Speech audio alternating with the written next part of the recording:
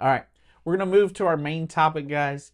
And this is one that I thought would be important to talk about. We don't talk about acoustic as much as we should. We should add much more acoustic stuff. Yeah, we need to talk a lot more about acoustics, and especially how to find a good sound live. Which, jokes on us, it's really not possible.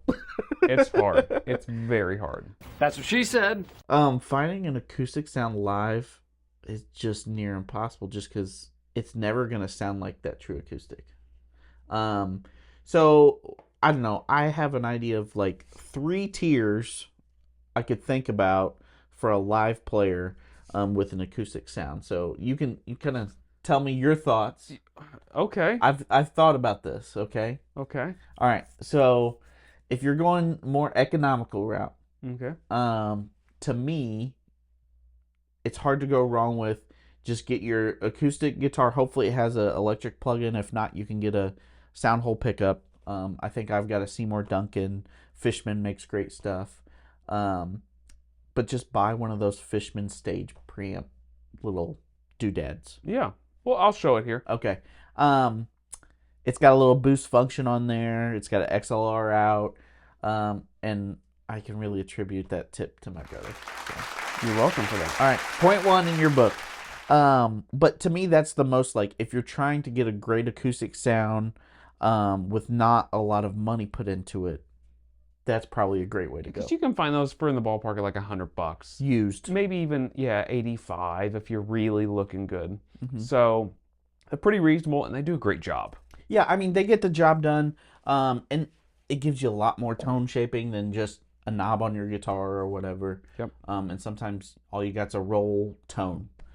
So it does give you a lot more options. And it's cool to have a boost function, especially if you are like you're just kind of thrown into an acoustic kind of show and you don't know if you're going to have enough sound, and then you got a boost function. So it's pretty cool. And it's got a pre and post EQ, which is nice. So anyways, that's the most economical. To me, the next step is probably going with the Fishman or a Spectrum. So it's a pedal. It's got a tuner on it. It's, I think right now brand new, it's like close to $450. It's like $439 or something. Okay. And that is the one where it blends in some sounds that they had some imaging for. They put these imaging sounds in there and you can blend in with that compression. It's got EQ on it. The reason why I say that's important is you're not going to have a good acoustic sound live, really. Yeah. Like, to get the sound of that guitar, I mean, I've kind of like just accepted the fact it's not possible. Okay. So that gives you the most real-like sound, and it's got that imagery in it. It's almost like modeling, let's be honest. And you turn up that blend knob, and you get more of that acoustic sound. You know what I've heard? What? I've heard there's a problem with that. Talk to me. So the problem I've heard is if you're running those parallel and you're running those about even. So let's say you've got an under the saddle pickup and you're running that into that Spectrum that you've got, or any of these that have, I think the Fishman is one that I've heard that's got the biggest problem with it. But if you're running them in parallel together and you've got the sound pretty equal. So you've got your full, like, under the saddle pickup going, plus you've got the modeled, or whatever we want to call it, acoustic sound also. Well, this one is digital. This version is analog that's running through. From what I understand, there's a possibility of having weird latency in the digital side versus the analog side. I have not heard that whatsoever. But if they're both running through there and they're both going through a digital processor and it's doesn't have an analog drive-through path, then there's not a problem. However, there's plenty of people that have made versions of this, like not just Fishman, but other people that's done a similar thing that I've not heard that problem with. And I've heard people love the Fishman thing too, but I would just say keep an eye out for that. If you get some weird latency in doing that, maybe that's the issue. Maybe you need to like turn it more one way or the other. Yeah, change the blend. I haven't heard these problems at all, I'll be honest. So I think you're reading too much into the gear page. Oh, maybe. The thing I love about the Fishman thing is it's got that like anti-feedback switch. So like something's humming, you click that or hold that, and it'll take care of it. Yeah. That is super nice. Very. I mean, Especially if you don't want like a sound hole plugged up and all that Right. stuff. It's a pain in the butt. If you're using monitors, and you're getting that sound right back at you, it's Yeah. gonna feedback To eventually. me, that is the best mid tier, and I'm talking about like for a normal musician, right? I'm not talking about for like people who play stadiums or anything. And then to me, probably the most ideal scenario, get an AER amp. Yeah. Those AER, was it like 64 or Yeah, 63? the The compact. compacts. Yeah. They got an XLR out. And if Tommy Emmanuel swears by them, I mean, talk about an acoustic sound. Yeah, great sound. So to me, that is like, if you could choose any sound, like for our type of music and local gigs with an acoustic, it's that. Yeah.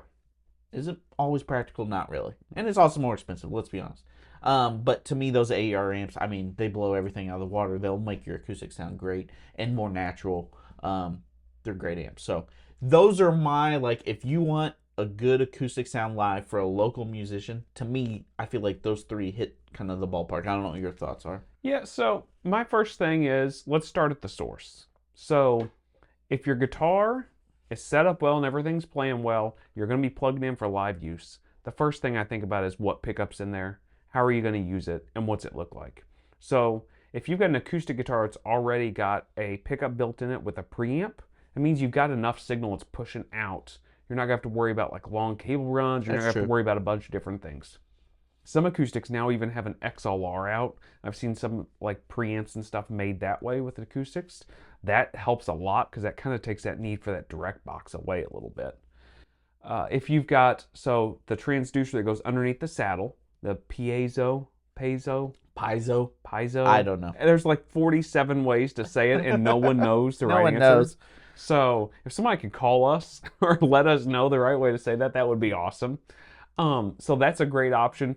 It's kind of been the industry standard to sound like that now as an acoustic guitar. Like it's got that under the saddle sound. You go I and was see about to say, a live stadium gig, and guess what the acoustic sounds like? It still sounds like an under the saddle pickup. yeah. But we do have a few more options now. There is the little transducers that work by vibration that go on like the bridge plate underneath, like the K&K Pure Minis. They're very popular. Who is it? Is it LR Bags or Fishman that just put out a new one that goes underneath there? I believe it's LR Bags. And it's a similar thing. It goes and they basically glue to the bridge plate inside your acoustic guitar. But those things don't have preamps. So when you come out of something like that that doesn't have a preamp, You won't have much. you're not going to have a lot of signal. Yeah. So you definitely need to go into some type of preamp pedal, some type of DI box that's got a preamp built in it. Like that Fishman stage I was talking about. Fishman Stage would be great.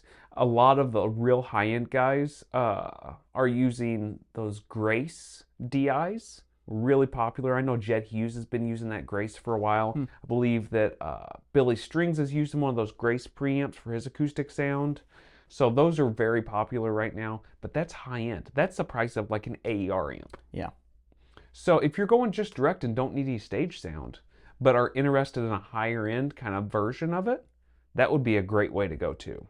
The cool thing about the AER amps is you could kick that thing back to the side and get some monitoring that way, Yep. and then go direct into the PA. It's so nice. It's going to sound fantastic. Yeah. I'll tell you something else I've done before in the past too is I didn't have a preamp at the time because I didn't realize what I was really needing.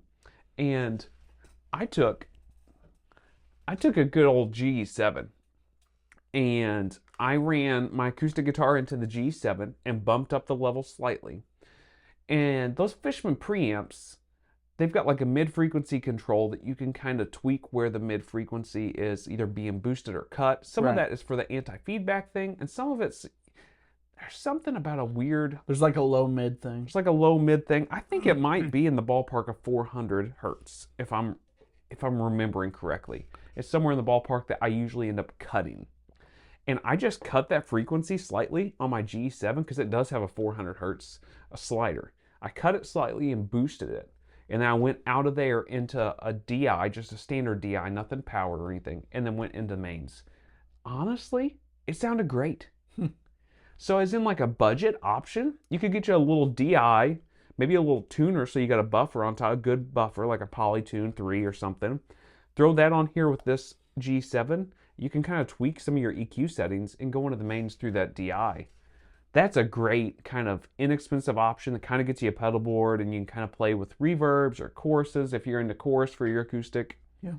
That's a pretty good option too. I think the main points you hit on, you hit kind of the three main types, but definitely make sure that you've got a preamp on board your guitar or on like a pedal version, like you're talking about. You need something, especially if you're doing long cable runs. And then you need some type of direct box, or if your preamp has an XLR out, something along those lines. You need some version of that. And then, of course, like you said, you can go the Fishman Aura. You can go into, the Grace that we talked about, or like you said, that AER amp. To me, that just makes the most sense. Like, obviously, it's going to be more expensive, but if you want a fantastic, like, professional grade quality sound on the stage, it's hard to go wrong. It is. And the Fishman stuff, the amps they make are good. The stuff that Roland, is it Roland or Boss that makes the amps? I forget. It's I the think same it's company. Boss. I mean, yeah. Okay. A lot of those companies make amps that are fantastic, really good for the money.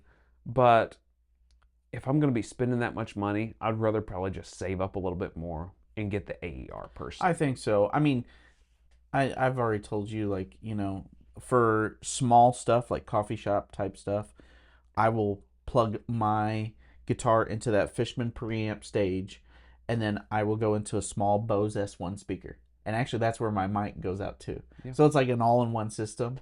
But if you're able to separate your guitar signal and your mic kind of signal and where that's going, the AER and, like, your main would be really nice. So yeah, that's awesome. We'd love to hear what you guys use or what you guys kind of think of some of that. Yeah. We need to get into more acoustic stuff. Yep. I've actually got a little bit of an acoustic journey I want to go on with my J45. I got a few things I want to tweak on it, and that would be a fun little process of going through some of that. Yeah. So we should do that.